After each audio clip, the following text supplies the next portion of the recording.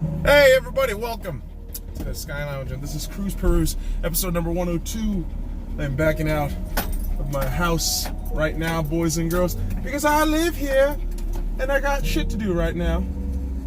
Namely, head to the east part of town, from the west side, which is quite the journey. Not too long, not too gross. I mean, it does get gross, especially the east part of town here, boys and girls, in Las Vegas. And for those of you who do live in the east side and take any offense to that, I don't know what kind of delusional world you're living in, but the east side is fucking terrible. Anyways, boys and girls, the team that I want to talk about starting right now doesn't really reside on the east side. Like me, they are on the west side of this beautiful country of the United States of America. The Dodgers. That's right, boys and girls. We're going to talk some baseball on that. Really? Just going to talk about it a little bit. Mainly because our prospect pitcher, Dustin May, a.k.a. the Gingergaard, was called up because Hyunjin Ryu is placed on a 10-day IL injured list due to neck soreness, if I'm not mistaken. So we got Gingergaard making his debut in the big leagues. Did not do so hot. But it's hopeful, boys and girls. As a Dodgers fan, my ultimate hope this season, I'm not even one of those cats that say, listen, man, it's World Cup or bust. For me, it's, all right, get to the NLCS. Just get to the NLCS. If you get there, I'm more than satisfied. And that's just me. Mainly because I'm not a fucking idiot that says, oh, we're obviously going to be the best team in the NL. Like, no, there's other good teams, especially in the playoff setting where it's a 5 to 7 game battle between two teams for such a short period of time. Anything can happen. That's what I'm trying to say. Anything can really happen. So, can't take your opponents too lightly, especially with the way the Dodgers have been playing so well. They can tend to get in their heads, in their own heads at least, and their defense is piss poor. I remember just watching one of the broadcasts a couple of days ago, and they were saying that the Dodgers defense is absolutely one of the worst in the fucking MLB, which is not a good sign, boys and girls, because there's that old adage, there's that old saying from good old country town. I don't know if it is from country town, but defense wins championships. Defense does indeed win championships, and unfortunately for the Dodgers, defense has not been a priority. And unfortunately, last night I was watching the Padres game, Padres versus Dodgers, and the Dodgers lost because, I mean, good God, you can't hit, and then you can't fucking play defense. Not great signs, man. Not really great signs there. Going a little too quick there, sir. Might want to relax, right? But defense does win championships. Now, obviously, it's not the only thing that wins championships, but it's one of the key ingredients, I would really argue, one of the main components to winning a championship. Is that an alarm clock? Yeah, it might have been an alarm clock. If the sound fucks up, I apologize, boys and girls. Set my alarm clock to wake myself up a couple minutes ago, but there you have it. Right? And you gotta be alert, boys and girls. And defenses are alert when they are good. And it looks like Manchester United got themselves a pretty decent defender. Now, all the detractors and naysayers are going to say this is a really terrible move, overpriced. The bottom line is Liverpool, the fuck? I said Liverpool. Oh boy. I know United fans are going to hate that. But United have been really, as of late, been shelling out money for these players. A lot of money, right? Individual players. Because because I believe they're trying to fit a schematic. They're trying to figure out a system that works for them with Pogba as the fulcrum, right? And the thing is, I didn't even get to the fucking news, boys and girls. My God, I'm doing this all wrong today. It's not right. No. So let me start this over real quick, boys and girls. Rewind. So Manchester United, according to BBC, has put in an official bid or an accepted offer of 80 to 85 million pounds for defender Harry Maguire of Leicester City. Now, is that a bit overpriced? Yes. But it's kind of what you get when you need a defender, and there is a defender in the market right now, and he plays in the league that you are playing in. Having said that, domestic commodities, especially in the Premier League, will be charged extra because the clubs understand that, hey, we're going to be facing you twice this year minimum. And we need to get some sort of valuation out of this. We can't just willy-nilly give you this guy, on a fucking whim. So 80 million makes sense from that perspective. But now, if you're talking about just as an individual player, is Harry Maguire worth 80 million pounds? Question mark on that. You know what, for me, based on his body of work and what I've seen him do at Leicester, 60 to 65, I would say, is reasonable. If not, yes, also overpriced. But simultaneously, this is kind of the market of defenders right now in Europe. You're not going to get anybody for really 30, 20 unless they're raw prospects or raw projects. So for Manchester United, really, you had to go this route. There really was no other way because come on, man, you're going to really stick around with fucking Phil Jones and Chris Smalling? Really? You can't do that.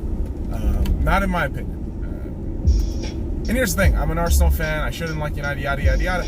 Simultaneously, I'm a football fan. I like football, and a lot of my buddies are United fans. And so I tend to just start watching it with them because of the pub. So you watch football, and I just try to look at team dynamics from other, clubs in the Premier League. I guess except Tottenham, because Tottenham just makes me sick, whatever they do. So I don't really watch any of their fucking highlights and shit until we see them. And when we beat them, I, furiously fat that shit. Just, beat Tottenham, fuck you. But yeah, Manchester United goes ahead and gets that transaction, on radar. Which, again, they needed. When you got Bailly, Maguire in the back, as the center back duo back there for United, it creates some level of stability at least. Maguire does bring a bit of that calmness there, but who the hell knows? Will it actually work? I don't know. Shit.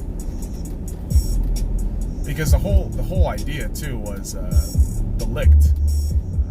Matthias De Ligt, I believe, formerly of Ajax, was bought by Juventus for 67 million.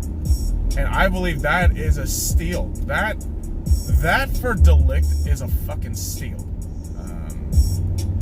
Here's the thing. I'm not saying, Maguire is a bad piece of business, but for me, from my perspective, I think for United, that 80 million pound price tag for Maguire is a necessity. You have to do this. It's not the most ideal situation to give that much money to Harry Maguire, but that's where it stands. But Juventus, man, oh boy, they loaded up. So I give them a huge kudos. When I think of the Harry Maguire deal today, I immediately think of De Ligt because of the price tag, because how similar they were. But De Ligt, much younger, higher window, higher ceiling. Holy shit! So you just don't know. But there you have it, folks. Manchester United making money moves. I mean, you're going to see a lot of splash moves here within the next week or two, right before the Premier League starts. So a lot of English clubs, a lot of European clubs, really, are going to go ahead, make these big moves, last-minute acquisitions to, get their squad ready for the upcoming season. Because the upcoming season holds a lot of question marks, right? A lot of wonderment, curiosity. It's not just football, boys and girls. Not just football, not just soccer. It is also the NBA. Boys and girls, according to ESPN's Adrian Wojnarowski and a couple of other reporters like Sham, I don't know where the fuck he works, to be honest. Sorry. Is it Athletic? Maybe. But according to multiple reporters, scheduling for the NBA has been announced. So the opener for the Los Angeles Lakers is against the Clippers. Christmas, Los Angeles Lakers versus the Clippers. It's not a battle of Los Angeles. It's a battle of brands in the Staples Center. That's what I like to call it. Because again, the Clippers are not the team of Los Angeles. I don't know how many fucking times I gotta say that shit. They have never been the team of Los Angeles. For those losers who are trying to argue with me on that shit, okay, alright. Why don't you fucking take that shit back to Anaheim and see where that gets you? Nothing. Just like the Clippers. Nothing. Me, boys and girls, at this point, have some level of arrogance and cockiness before the season. Because I know damn well, as bad as the Lakers have been, come on, dude. In the entirety of our team, you cannot fucking tell me that the Clippers are better. What is this stupid bitch doing? Just walking across the street, no fucking signals, you dumb cunt. Oh, God. I hope somebody fucking hit you with the car. Oh, my life. Yeah, your life. It's done. It's over. Because you're a dumb fucking twat. Is that horrible to say? I don't care. I don't care. Because at a certain point, boys and girls, like, why the fuck do I care? I'm not going to act on these horrible fucking things that I'm saying. Oh, run him over. No. Jesus Christ. I'm not a fucking psychopath. At the same time, like, listen, man. My words are just words. If you take that shit seriously, that's on you. It's not on me. That's a very devil-may-care attitude about rhetoric. But there you have it. I just don't care. But what I do care is the fact that these major dates for the NBA is set for a new rivalry. A renewed rivalry, really. A rekindled rivalry of two teams that resides in the Staples Center. One who obviously has one more. Just, come on, dude. Come on. Oh, you fucking Clippers fans. Like, how many fucking times do I have to tell you people that you gotta stop talking until you've done something? Clippers fans? That's right. Your team is historically just mediocrity incarnate. You have one good off season, now you think you're the shit? Alright.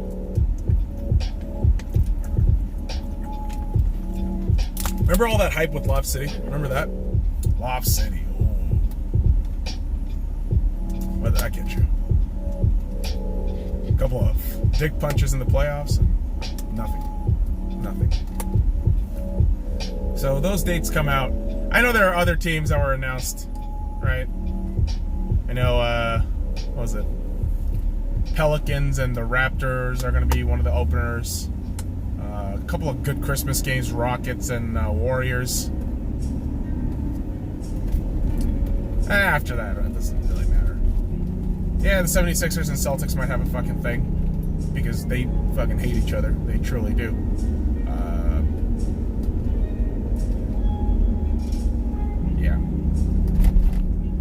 Yeah, honestly, guys, I just only cared about the Lakers and Clippers. Lakers and Clippers. Yes. Yes, indeed, boys and girls. Because, listen, I am excited that the NBA season will start in about 2-3 months. Right? 2-3 months is going to start. It's going to be awesome. But right now, oh boy, I mean, football is the name of the game. Why don't you fucking go in then, you fucking idiot? Oh my god, you're just fucking hanging in there. Dude, just fucking go in, you fucking dipshit. Oh my fucking god. Fuck. The fuck is wrong with these goddamn people? Jesus fucking Christ. You come to goddamn Peasantville and oh holy shit, nobody knows how to drive a fucking car. That's the east side of town, boys and girls. Hooray! Fuck me. But what isn't fucking me? It's football. So boys and girls, we're less than a week away from preseason football officially kicking off. Buddy.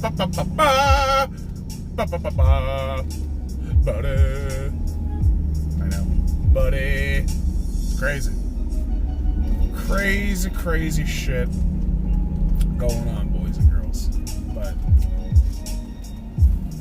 I come before you now as a man who was a boy, not knowing the fine points of football, but is changed man over seasons of revelation and dick punches. It's gonna be a good time. Seriously, the 2019 NFL season, I can't wait. It's gonna be bananas, just like that stupid ass top 100 list that those motherfuckers at the NFL Network figured was a good idea, which clearly wasn't, based on logic, common sense, and rationality. But boys and girls, that's enough bitching for today, because I'm here at my destination. That's destination for you fine cultured fuckers. But gotta keep it classy. Gotta keep it classy. That's why we got the puppies in the car right now, right? So for now, kids, I will bid you adieu, as we have arrived, right? Puppies are here with me. So, there you go. Puppy action. Now, follow me at the Sky Lounge and all the links in the description below. Like, comment, subscribe for more daily contents. Crazy puppy action.